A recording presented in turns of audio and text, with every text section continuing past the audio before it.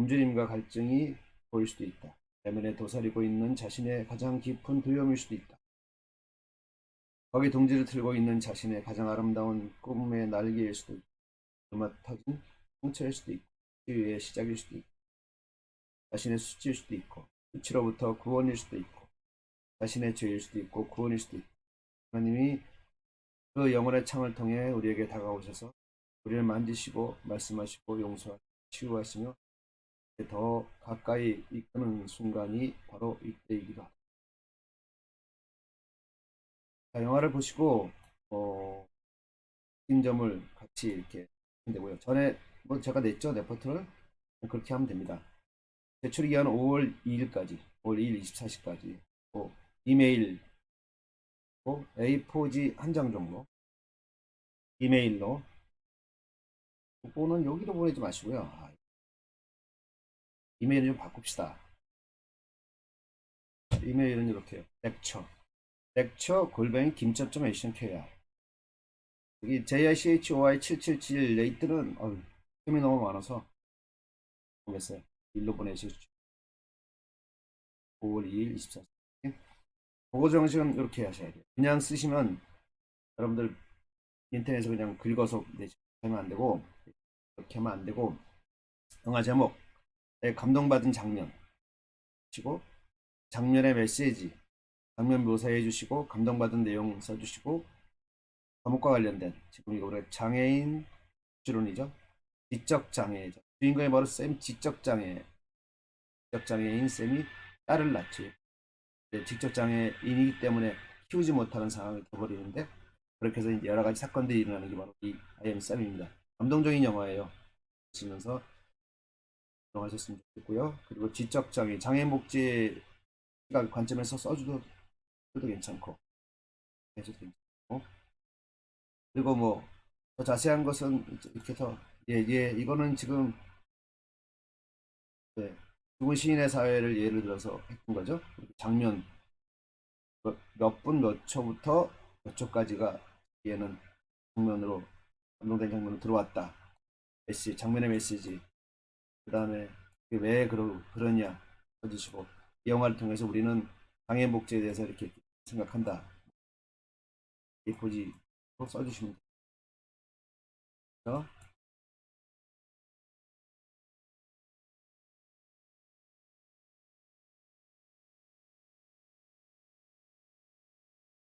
치고 보고서를 보내주시고 나서 요거 가지고 5월 4일 지나면 우리가 오프라인에 수업을 할 수 있을 것 같은데, 그건 물론 희망사항입니다. 만약에 지속적으로 우리가 온라인으로 가야 한다면 그 영화를 가지고, 보고서를 가지고 우리가 화상 원격에서 한번 만나는 시간을 좀 가졌으면 좋겠습니다. 여러분들, 제가 원래는 다음 주부터 줌을 가지고 화상 원격 강의를 하려고 했는데, 여러분들이 이 녹화된 동영상 보면서 수업하는 게 편하신가 봐요. 그래서 여러분들 그걸 바라는 것 같아서 그냥 여러분들의 바람을 들어주기로 했습니다.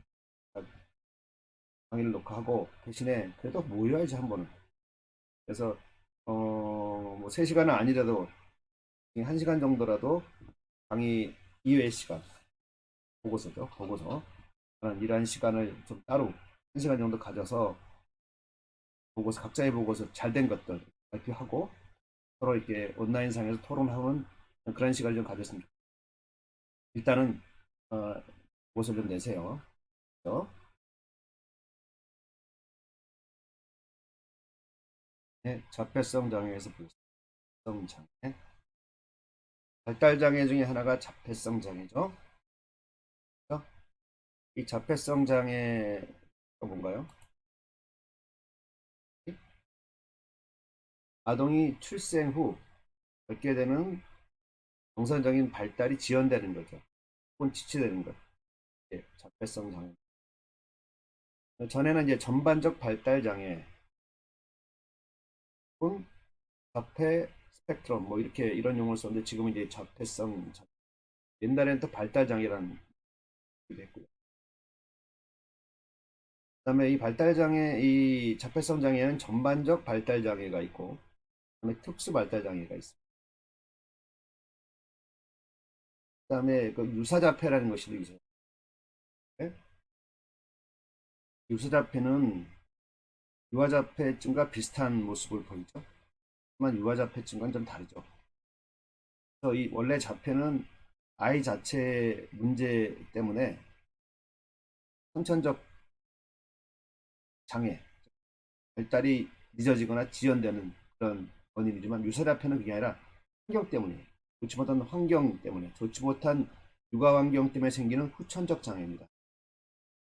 그래서 자폐증과는 달리 양육 환경이 개선되면 나아질 수 있는 게 바로 유사자폐죠. 또 자폐의 종류 중에서 발달성 언어장애라고 있어요. 발달성 언어장애. 이건 뭐냐면은 말 그대로 언어 발달이 늦어지는 병이죠. 아이들이 언어 발달이 늦어지는 거.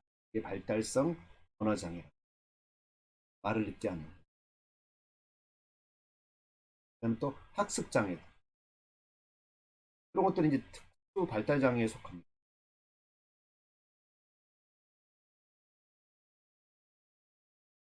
우리나라의 경우에는 2000년부터 자폐성 장애 등록이 가능해졌죠. 처음에는 자폐성 장애가 아니라 발달장애라는 이름으로 등록. 그 이후에 이제 2007년도에 장애인복지법이 개정되면서 이제 정신체가 지적장애 한 명칭으로 바뀔 때 발달장애가 자폐성 장애로 명칭. 이 히스토리를 좀 보면은 우리나라에서는 사실 징병검사에서 그 군 면제를 대상이 될 때 옛날에는 자폐성 장애가 군 면제가 안 됐어요. 그래서 이제 군대에 가게 됐는데 그런 자폐성 장애를 가진 청년들이 군대에 가서 군대에서 많은 문제를 일으킨 거예요. 그래서 그 이후에 이제 자폐성 장애가 이제 엄청 징병검사의 판정 기준에 들어가게 됩니다. 무슨 말이에요? 결국은 우리나라에서는 20년대 이전까지만 해도 자폐성 장애에 대한 인식 자체가 없었다고 보면 되는 거죠. 다음은 자폐성 장애의 원인. 사실 정확하게 많은 의견이 있지만 정확하게 이제 하지 않고 있죠. 예, 유아자폐증의 원인은 분명하게 밝혀지지 않습니다. 심리적인 원인이냐, 아니면 생물학적인 원인이냐, 많은 이론들이 있는데, 연구들이 있는데, 그 중에 이제 생물학적 원인이 가능성이 높다고 봅니다. 부모의 양육이나 부부간의 불화 문제 등 심리적인 요인에 따른 생물학적인 기질적인 원인이 더 클 것이다. 설정을 하고 있죠. 그래서 임신이나 분만 전후의 합병증으로 인해서 고령 임신이나 임신 중에 약물 운동이나 난산이나 이런 것 때문에 혹은 이제 경련성 질환 동반, 대사 장애 동반, 풍진 등 감염성 질환, 뇌 이상 이런 것으로 인해서 이제 자폐가 오지 않나 하는 그런 이제 연구들이 있는 거죠. 그러나 정확하게 이제 이게 원인이라고 밝혀지지는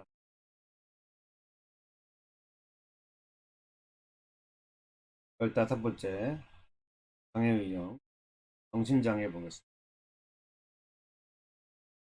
정신장애는 생물학적, 심리적 병변으로 인해서 정신기능의 대기능인 그 지능, 혹은 지각, 혹은 사고, 기억, 의식, 행동, 성격, 그래서 병리적인 현상을 일으키는 이 바로 정신장애죠. 장애인복지법에 의하면 정신장애에 해당되는 부분이 네 가지입니다. 정신장애요. 네 가지. 정신장애자 종류. 첫 번째는 조현병. 그다음에 두 번째는 분열형 정동장애. 세 번째는 양극성 장애. 세 번째는 반복성 우울장애.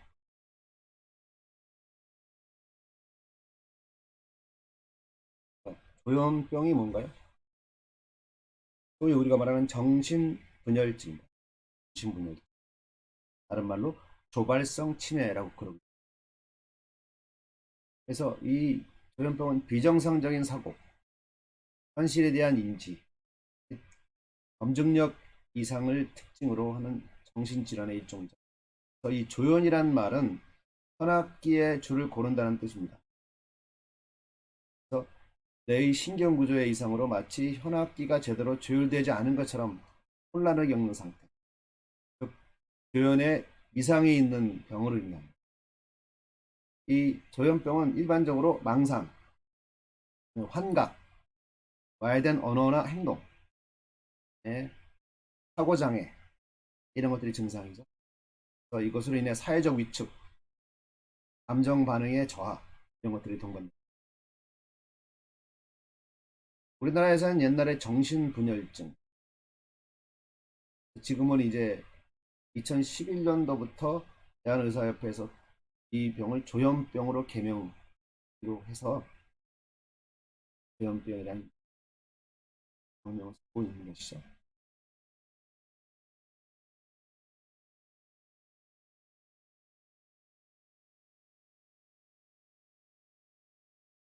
분열형 정동장애. 그건 뭔가요? 분열 정동장애라고 합니다. 분열 정동장애는 심각한 질환, 정신적. 그러니까 금방 말했던 조현병, 즉 정신분열증도 있고 또 우울증도 있습니다. 혹은 조울증도 있는 거죠. 정신분열증 플러스해서 감정장애까지 같이 있는 그러한 질환이 분열형 정동장애 혹은 분열 정동장애. 양극성 장애, 그건 뭔가요? 이 양극성 장애는 바로 조울증을 말하죠. 조울증. 갑자기 우울했다 갑자기 떴다가. 반복성 우울장애는 우울증이 계속 반복되는 이런 것들이 이제 우리나라 장애인 복지법에서 이야기하는 정신장애의 범주. 정신장애의 원인은 무엇입니까? 첫 번째는 유전적인, 그다음에 두 번째는 가족과의 상호작용, 다양한 발달 단계 중 가족 외부의 스트레스 이런 것으로 인해서 정신장애가 발생.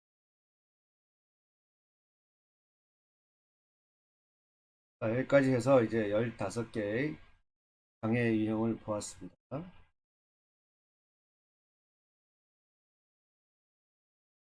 우리가 본 15개의 장애 유형이죠.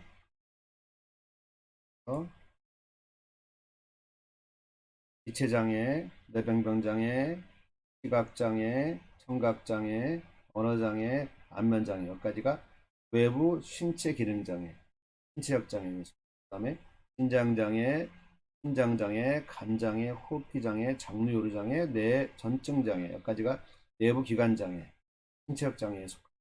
그 다음에 오늘 했던 지금 했던 지적장애, 발달 지적장애, 자폐성 장애는 발달장애에 속하고 정신장애 여기까지 해서 이게 정신적 장애로 총 15개의 우리가 장애 유형을 봤고 특징도 보았습니다.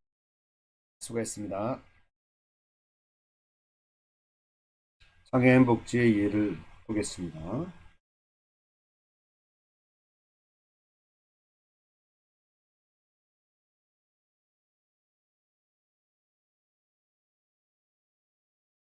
장애인 복지 이해는 4개의 절로 말씀드리겠습니다. 첫 번째는 장애인 복지의 개념을 말씀드리고요.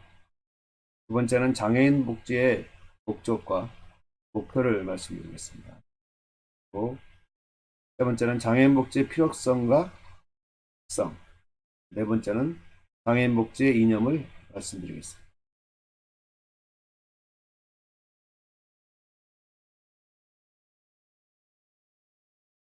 첫 번째, 장애인 복지의 개념. 장애인 복지가 무엇일까요? 장애인 복지.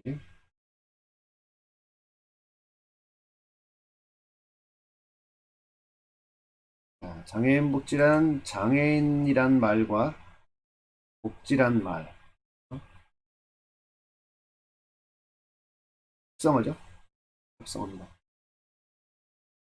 웹스터 사전에 의하면은 웰페어란 뭐예요? 안락하고 만족스러운 생활 상태 또는 건강과 번영, 안녕의 상태 이렇게 되죠. 그래서 이 장애인과 복지를 결합한 이 의미는 그러니까 어떻게 되면 장애인들이 모든 생활에 만족하고 평안함을 누릴 수 있도록 원조를 하는 총체적인 재반 활동 이렇게 정의할 수가 있겠죠. 그 다음에 WHO에서는 장애인 복지에 대해서 어떻게 얘기하냐면은 되겠어요.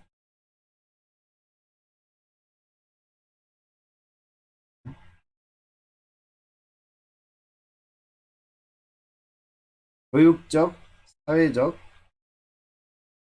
직업적, 의료적 서비스를 통합적으로 사용하여 장애인을 훈련시키고 재훈련시켜 개인의 기능적 능력을 회복시켜서 가능한 수준으로 최대한 높이는 것. 이렇게 정리했습니다. 즉, 장애인의 완전한 사회 참여, 그리고 평등을 전제로 장애인의 사회 통합과 사회 참여를 통한 인간다운 삶을 영위해 나갈 수 있는 생활 여건을 조성하는 것과 장애인 스스로 자아 실현을 이룰 수 있도록 하는 모든 노력이라 말할 수 있습니다. 그 다음에 국립재활전문의원회 미국이죠, 미국. 그래서 뭐라고 말했냐면은 장애인 복지에 대해서 입증했어요. 장애인의 신체적, 정신적, 사회적, 직업적, 경제적 가용 능력을 최대한으로 회복시키는 것들. 재활에 중심을 두고 이야기를 하는 것을 볼 수 있죠.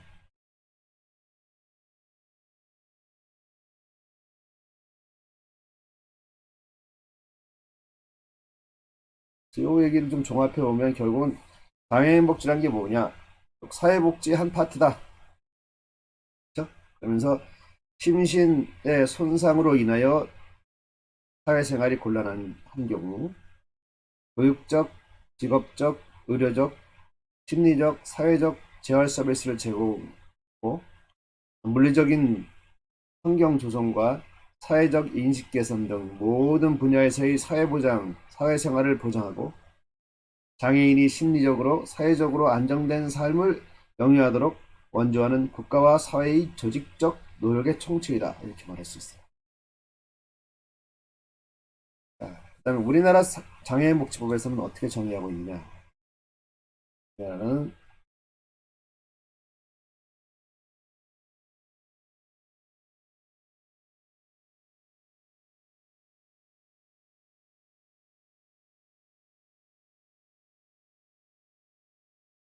장애인의 완전한 사회 참여를 통한 사회 통합을 목적으로 심신의 결함으로 인하여 가정생활, 사회생활에 곤란을 가지게 되는 것을 국가나 민간 사회복지기관이 의료적으로, 교육적으로, 직업적으로, 사회적으로 재반 문제를 걸쳐 원조하는 제도적, 정책적, 서비스의 조직적 활동과 노력이다. 이렇게 규정합니다.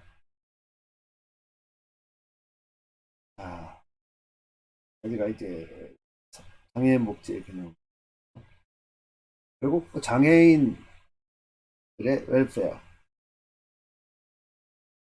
가장 안락하고 행복한 상태를 목표로 하는 모든 재반, 조직적이고 총체적인 노력이다. 그리고 정의할 수가 있는 거예요. 그다음 우리 책에 보면은 우리 책 27페이지 중간에 보면은 장애인복지 개념을 두 가지 시각의 관점에서 볼 수 있다. 첫 번째는 목적 개념과 실체 개념 이렇게 있어요. 그래서 그거를 네, 장애인 복지는 두 가지 관점으로 볼 수 있다. 목적 개념과 실체 개념. 먼저 목적 개념. 그다음에 실체 개념, 목적 개념 하나 나오죠. 목적 개념으로 보면 장애인 복지는 사회적 상황이 장애인에게 있어서 바람직한 상태를 목적으로 하고 있죠. 장애인에게 바람직한 상태, 즉 뭐야, 사회적 상황이 목표다, 목적이다. 두 번째, 그다음에 인간 생명 그 자체가 가치, 능력을 회복하는 것, 그리고 충실한 삶을 영위하는 것이 이상적입니다. 인간 생명이 그 가치를 회복하고 능력을 회복하고 충실한 삶을 영위하게 됩니다. 그죠? 그다음에 인간의 전체적 발달 기회를 보장하는 것. 인간의 전체적 발달 기회를 보장합니다. 그다음에 네 번째, 존엄성 보장해주고 인간으로서의 권리를 회복해주고 갱생과 정상화, 완전한 참여, 평등, 이런 가치들을 추구하는 장애인 복지입니다. 그다음에 실체 개념은 이제 실제로 장애인 복지가 뭐냐? 제도다, 정책이다, 원조활동이다. 이게 협의의 장애인 복지를 이야기하는 것이고, 그다음에 이제 좀 더 광해 사회복 장애인 복지도 넓혀서 교육 파트, 노동 파트, 위생 파트 관련 시책을 포함한 광해 사회복, 광해 장애인 복지를 이야기합니다.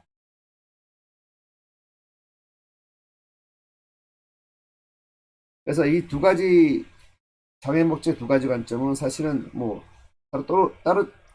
따로 존재하는 것이 아니죠. 서로 관련지어 존재하죠.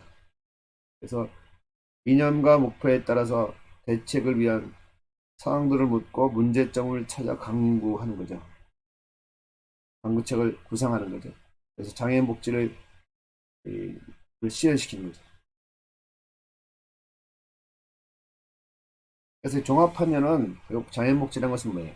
장애인의 인격적인 존엄성, 그다음에 인간적인 권리 회복, 그다음에 자립의 노력, 사회 참여 기회 보장, 이런 것들 입각해서 장애인 본인의 노력과 국가 및 지방 공공단체가 장애인의 재활을 원조함을 의미하고, 장애인에게 필요한 보호를 행하게 되고 국민도 재활에 협력한다는 책무를 짐으로써 비장애인과 같은 생활 조건으로 생활 안정을 누릴 수 있도록 하는 것, 이것이 이제 전체적인 장애인 복지라고 볼 수가 있는 거죠.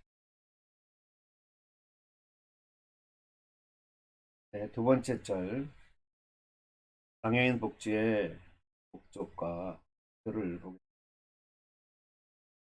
장애인 복지의 궁극적인 목적은 사회 통합이죠. 장애인이나 비장애인이나 함께 어울려 살 수 있는 거죠. 그것을 이루기 위해서 두 가지 이념을 기초합니다. 정상화 이념, 정상적으로 장애인들 경우에는 정상적인 삶을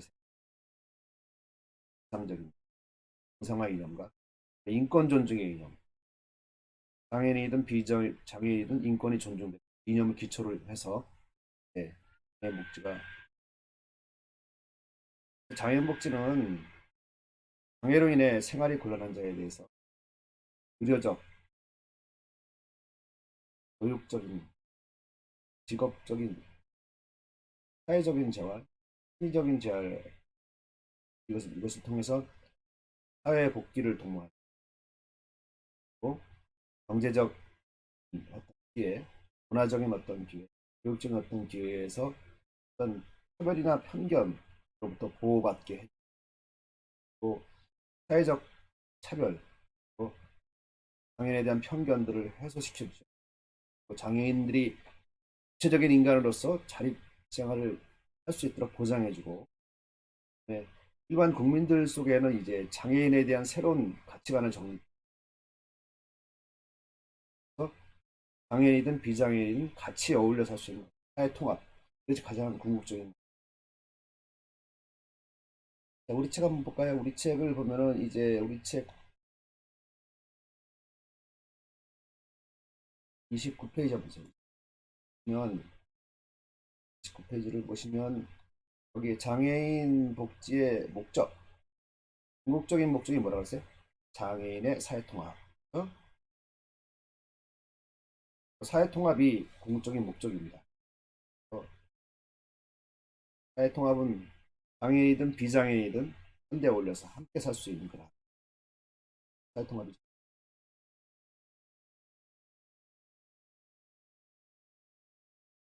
거기에 이런 말이 있죠? 장애인 개인이 사회적 역할에 대한 기대에 부응할 수 있는 능력을 가지고 장애인 개인 능력을 가져야 돼. 통합돼서 같이 살면 능력을 가지고 그런 장애에 걸맞는 능력이어야 되겠죠.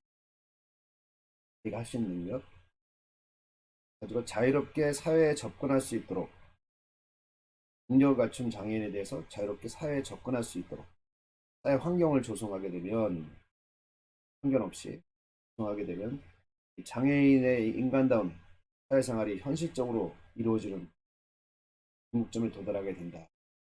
뭐 사회통합을 이야기하고 있어요. 장애인 복지의 궁극적인 목적은 장애인의 사회통합이다. 그다음 목표. 목표는 이제 수단적 목표입니다. 뭐가 있냐? 두 가지죠.